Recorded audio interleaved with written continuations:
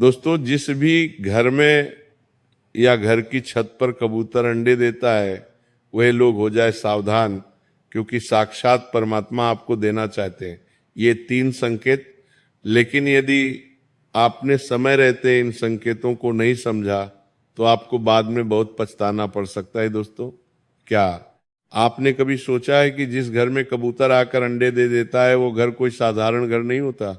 ये घटना कोई साधारण घटना नहीं होती, क्योंकि दोस्तों शास्त्रों में कहा गया है कि कुछ जीव, कुछ जानवर ऐसे होते हैं जो इंसानों से पहले ही आने वाले समय को, घर की ऊर्जा को और भाग्य को महसूस कर लेते हैं। यानी कि दोस्तों, आपके जीवन में आने वाले समय में, आने वाले दिन में क्या होने वाला है, कुछ जीव, कुछ जानवर इसे आपसे पहले महसूस करके आपको कुछ बहुत बड़े संकेत प्रदान करते हैं। और उन्हीं जीवों में से दोस्तों एक जीवा दोस्तों, आज की इस वीडियो में हम आपको बताएंगे कि जिस घर में कबूतर अंडे देता है वहां आपको कौन से शुभ और कौन से अशुभ संकेत मिलते हैं, किन हालातों में। दोस्तों, आपको इस बात को एक चेतावनी के रूप में समझ जाना चाहिए और किन हालातों में आपको इन्हें एक खुशखबरी मान लेना चाहिए। इस वीडियो को दोस्तों अंत तक जरूर देखिएगा, क्योंकि मैं आपको गारंटी देता हूं आज तक आपने ऐसा वीडियो न कभी देखा होगा न कभी सुना होगा। क्योंकि दोस्तों हर घर में कबूतर आता जाता रहता है। आपने भी अपने घर की छत पर कभी न कभी कबूतर देखा होगा, या आपके घर में, घर के किसी कोने में या घर की किसी छत पर कबूतर ने अंडा दिया होगा। लेकिन दोस्तों, कबूतर का अंडा सिर्फ एक अंडा नहीं होता, ये आपके घर के भाग्य का एक संदेश होता है। लेकिन हम उन संदेश को, उन संकेतों को समझ नहीं पाते। इसीलिए आज के इस वीडियो में हम आपको सारी की सारी महत्वपूर्ण जानकारी देने वाले हैं। तो शुरू से लेकर अंत तक वीडियो में बने रहिएगा। सर्वप्रथम शुरुआत करने से पहले जितने भी भगवान श्री कृष्ण के सच्चे भक्त वीडियो को देख रहे हैं वो इस वीडियो को लाइक करें और सच्चे मन से कमेंट बॉक्स में राधे राधे जरूर लिख देना। दोस्तों, हमारे सनातन धर्म में हर एक जीव को बहुत पूजनीय माना गया है। और दोस्तों, हर एक जीव के अंदर कोई ना कोई शक्ति होती है, हर एक जीव के अंदर कोई ना कोई ऊर्जा होती है और हर एक जीव का कोई ना कोई अर्थ होता है।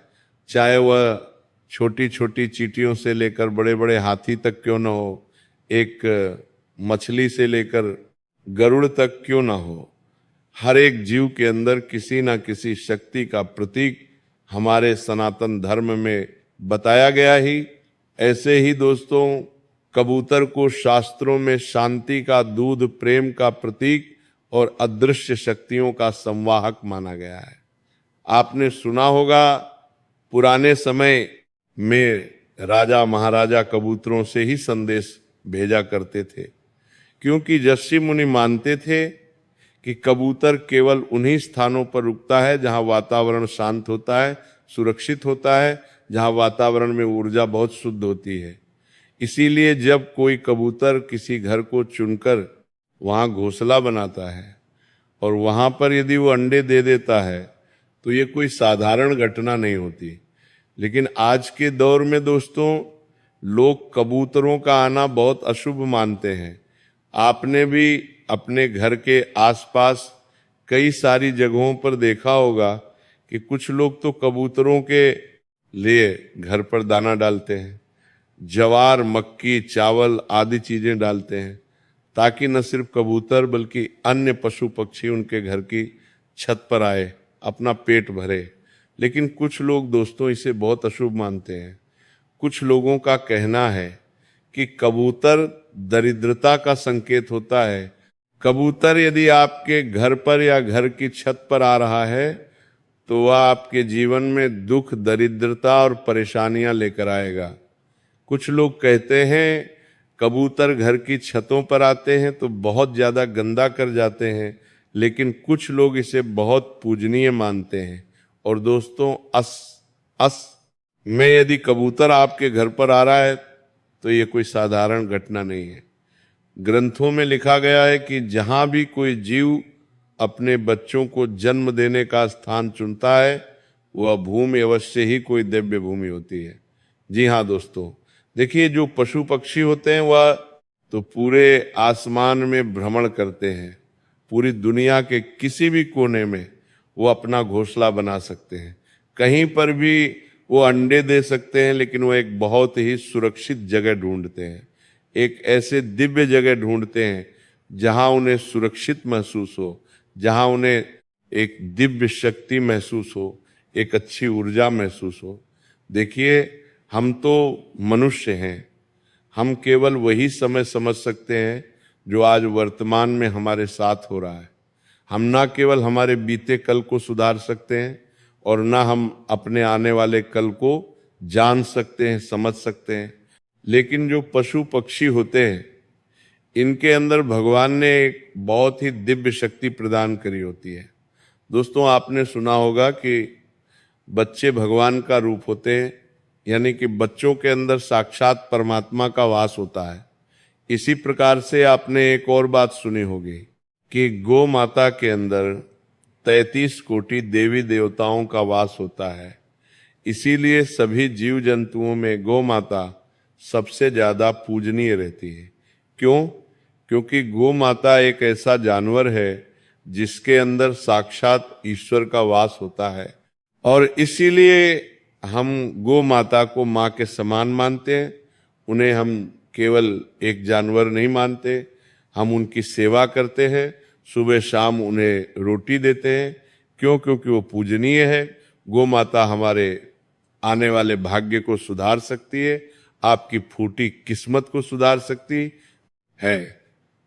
और इसी प्रकार से दोस्तों जो आसमान में उड़ने वाले पशु पक्षी होते हैं वो आपके आने वाले समय को, आपकी आने वाली ऊर्जा को आपसे पहले देख सकते हैं, और आपके घर में, आपके घर के आसपास किस प्रकार की ऊर्जा का वास हो रहा है। कई बार दोस्तों ये चीजें हम नहीं समझ पाते। आपने देखा होगा कि पिछले कुछ सालों से आप अपने जीवन में बहुत मेहनत करते, लेकिन फिर भी आपको अच्छी सफलता नहीं मिलती। आपको कई साल लग जाते हैं छोटी छोटी सफलताएं प्राप्त करने के लिए, लेकिन कुछ लोगों के जीवन में कम मेहनत किए, बिना ज़्यादा परेशानियों का सामना किए भी उनके जीवन में बहुत बड़ी बड़ी सफलता आ जाती है, बहुत धन आ जाता है, बहुत सारी खुशियां आ जाती है, और आप समझ नहीं पाते कि आखिर मैं तो इतनी मेहनत कर रहा हूँ, मैं अपने जीवन में इतना दुख देख रहा हूँ, इतना परिश्रम कर रहा हूँ, आखिरकार फिर भी मेरे जीवन में खुशियां क्यों नहीं आ रही। तो दोस्तों मैं आपको बता दूं, यह सब आपके घर में और आपके जीवन में चल रही ऊर्जाओं के कारण होता है। जी हाँ दोस्तों, कई बार आपने लोगों के मुंह से यह बात सुनी होगी कि अरे मेरा भाग्य बहुत खराब है, मैं ये काम करूंगा तो पक्का ये काम बिगड़ जाएगा। और आपने कई लोगों के मुंह से ये भी सुना होगा कि अरे मेरी किस्मत बहुत अच्छी है, मैं जिस काम में हाथ डालूंगा वो काम सफल हो जाएगा, मैं जहाँ पैसा लगाऊंगा वहाँ से लाभ मिल जाएगा, मैं जो व्यापार करूंगा उस व्यापार में मुझे बड़ा धन प्राप्त हो जाएगा। ये किया जी, कुछ लोगों का आत्मविश्वास भी होता है और कुछ लोगों के आसपास की ऊर्जा भी होती है। कई बार दोस्तों हम इस ऊर्जा को समझ नहीं पाते। कई बार हमारे घर में बहुत ज़्यादा नेगेटिव यानी नकारात्मक ऊर्जा होती है, जिसके कारण हम जीवन में चाहे कितना ही परिश्रम कर लें, हम कितनी ही मेहनत कर लें, हम कितनी कोशिशें क्यों ना कर लें, लेकिन फिर भी हमारे काम पूरे नहीं होते। हमारे जीवन में केवल और केवल दुख, केवल और केवल परेशानियां आती हैं। बहुत मेहनत करने के बाद भी केवल असफलता हमारे हाथ लगती है, और महीने के अंत में हमारी जेब, हमारी तिजोरी खाली की खाली रह जाती है। ये सब दोस्तों आपकी फूटी किस्मत या आपके खराब भाग्य के कारण नहीं होता। कई बार इसमें आपके घर की जो ऊर्जाएं होती हैं उनका भी बहुत बड़ा हाथ होता है। और जो कबूतर होता है दोस्तों, वह इन्हीं ऊर्जाओं को अपनी दूरदृष्टि से पहले ही देख लेता है। दोस्तों, आपको एक बहुत अच्छी बात बताता हूं। एक बार की बात है, देवर्षि नारद जी अपने मन में कई सारे प्रश्न लेकर कैलाश पर्वत पहुंचते हैं। वहां महादेव अपनी साधना में, अपने ध्यान में लीन थे। दोस्तों, महादेव को चारों ओर दिव्य प्रकाश फैला हुआ था। नारद मुनि ने अपनी वीणा रखी, महादेव को नमन किया और बोले नारायण, हे महादेव, आज एक प्रश्न मेरे मन में, मेरे हृदय में बार बार उठ रहा है। भगवान शिव ने धीरे धीरे अपने नेत्र खोले, हल्के से मुस्कुराए और बोले, कहो नारद, तुम्हारे मन में क्या प्रश्न है, क्या जिज्ञासा है? नारद मुनि बोले, प्रभु, पृथ्वी पर मैंने देखा है कुछ घरों में कबूतर अपने अंडे दे देते हैं, कुछ पशु पक्षी अपने अंडे दे देते हैं, और कुछ घरों में वे आते ही नहीं हैं। कुछ जगह ऐसी होती हैं जहां कबूतर या अन्य पशु पक्षी कुछ पल बैठते हैं और तुरंत वहां से उड़ जाते हैं, और कुछ जगह ऐसी होती है, कुछ घर ऐसे होते हैं जहां कबूतर कई कई वर्षों तक बसे रहते हैं। वे वहीं पर अपना घोंसला बनाते आते हैं, वे वहीं पर अंडे देते हैं, वहीं पर अपने बच्चों को बड़ा करते हैं और अपना स्थान कई कई वर्षों तक वहीं बनाए रखते हैं। हे नीलकंठ, हे महादेव, क्या इसके पीछे कोई रहस्य है, या ये केवल एक संयोग है, या ये कोई संकेत है? मेरे मन के इन सवालों को दूर कीजिए, मुझे इन प्रश्नों का उत्तर दीजिए। तभी भगवान शिव ने गंभीर स्वर में कहा, नारद, यह संयोग नहीं है। प्रकृति का कोई भी जीव बिना किसी कारण या बिना किसी ऊर्जा के किसी भी स्थान को अपना घर नहीं बनाता। जिस घर में कबूतर अंडे देता है वहां 3 शक्तियां काम करती हैं। स्थान की ऊर्जा, वहां रहने वालों का कर्म और आने वाला समय। ये सुनते ही नारद मुनि चकित हो गए, हैरान हो गए। प्रभु, क्या कबूतर आने वाले समय का संकेत देता है? महादेव बोले, हाँ, नारद को जीव वर्तमान में रहते हैं, कुछ अतीत को धोते हैं तो कुछ भविष्य की आहट लेकर चलते हैं। कबूतर उन्हीं जीवों में से एक है। भगवान शिव आगे बोले, नारद, कबूतर बहुत ही संवेदनशील है। जहां डर हो वो वहां नहीं बसता, जहां नकारात्मक ऊर्जा भटक रही हो। कबूतर हमेशा केवल उसी स्थान को चुनता है जहां उसे शांति महसूस होती है, जहां कंपन शुद्ध होती है, जहां वातावरण में स्थिरता होती है। इसीलिए कई बार कबूतर उस घर में अंडा देता है जहां वर्षों से दुख चल रहा होता है, क्योंकि वह बताने आता है कि अब परिवर्तन का समय है। आपके जो इतने समय का दुख था, वह दुख अब मिटने वाला है। और कबूतर ये संकेत देता है कि आने वाला समय आपके भाग्य के लिए, आपकी किस्मत के लिए एक नया मोड़ लेकर आने वाला है, एक नई शुरुआत लेकर आने वाला है। ये सुनते ही नारद मुनि बोले, हे प्रभु, तो क्या हर बार कबूतर का अंडा देना शुभ होता है? महादेव कुछ क्षण के लिए मौन रहे, फिर बोले, नारद, संसार में कुछ भी केवल शुभ या केवल अशुभ नहीं होता।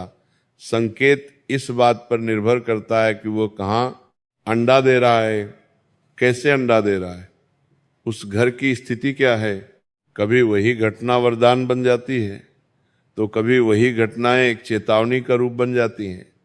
फिर भगवान शिव आगे बोले, मनुष्य को भविष्य सीधे सीधे कभी दिखाई नहीं देता, इसीलिए प्रकृति उसे कई तरीके के संकेत देती है।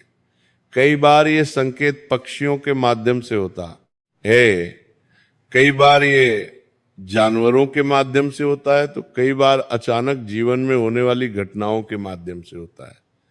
कबूतर का किसी घर में अंडा देना इन्हीं संकेतों में से एक संकेत है।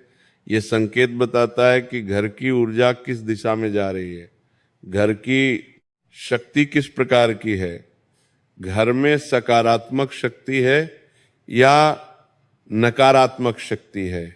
दोस्तों, बहुत बार आपने देखा होगा कोई घर सालों से परेशानियों में बना होता है, उस घर में कोई कितना ही प्रयास कर ले, परेशानियां कभी कम नहीं होती, और उस घर में कभी कभी अचानक कबूतर घोंसला बना लेता है। तो कुछ महीनों के बाद से ही उस घर के हालात बदलने लगते हैं, उस घर में खुशियां आने लगती हैं।